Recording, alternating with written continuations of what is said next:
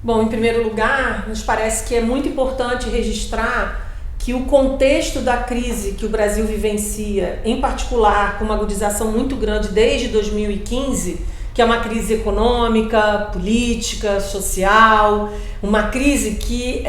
apresenta sinais muito claros de estagnação econômica, de desemprego, de pobreza, de crise fiscal, ela vem trazendo cada vez mais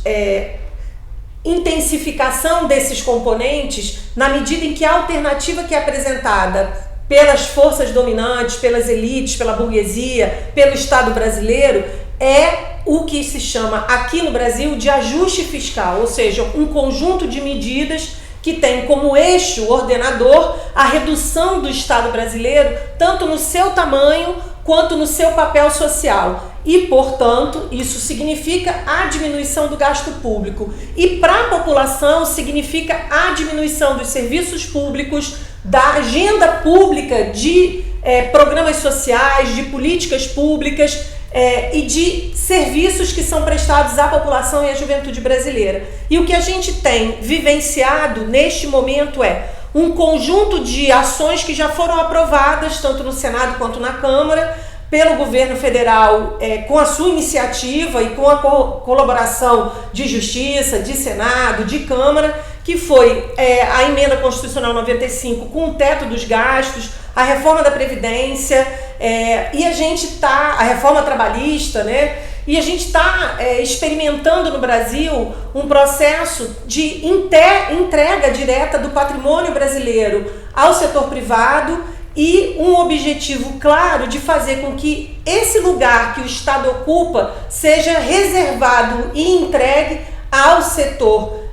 privado, aos grandes empresários, para que daí eles possam tirar os seus lucros e, com isso, buscar superar a crise que eles vivenciam como crise de lucratividade do capital.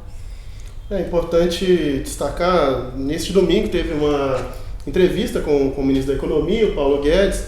onde que ele descreve o conjunto de medidas que o governo começa a apresentar no Congresso hoje, né, algumas propostas de emenda constitucional já foram entregues no dia de hoje, né, ao Congresso Nacional. Ele diz que isso não seria um pacote. Então o enfrentamento que nós faremos não é a uma proposta como foi em todas essas que a Marina acaba de descrever, a mais recente, a reforma da Previdência. Nós vamos ter vários projetos de lei, alguns deles que já existem no Congresso Nacional tramitando, e algumas novidades que eles apresentam agora. Parte vem pela Câmara, parte vem pelo Senado, o que dificulta, inclusive, o enfrentamento a toda essa agenda. Uma que foi apresentada hoje, né, a PEC que eles chamaram dos gatilhos, ou PEC emergencial, que vai precisar ser estudada pelos sindicatos, né, acabou de ser apresentada, mas tem a ver com redução, inclusive redução salarial de algumas categorias do Serviço Público Federal. E mais especificamente agora, a reforma administrativa, que embora não exista ainda o projeto apresentado, ele não foi apresentado hoje, porque ainda estão sendo articulados alguns detalhes, ela se conecta com toda essa agenda que a Marina acaba de descrever, porque ela tem uma questão central que é diminuir, né, frear ou mesmo reduzir os gastos do governo com o pessoal. Nos números governamentais apresentados, se estima na casa de 300 bilhões o gasto com o pessoal previsto para o ano que vem, e o governo, ao tentar reduzir esse gasto e se deparando com a questão da irredutibilidade dos salários e também com a estabilidade, começa a apresentar alguns mecanismos para tentar superar esses entraves para a sua agenda aí de desmonte, de redução do Estado. A própria reforma da Previdência, ela trouxe já ajustes que mexem nessa equação do governo, retirando direitos, ao propor aumentar a contribuição, a alíquota de contribuição do servidor público, demorar mais, aumentar o tempo de contribuição, portanto arrecadando mais para o governo e também reduzindo benefícios. Essa agenda de redução de gasto no pessoal já existe na própria reforma da Previdência. E agora a reforma administrativa vem com mais uma série de medidas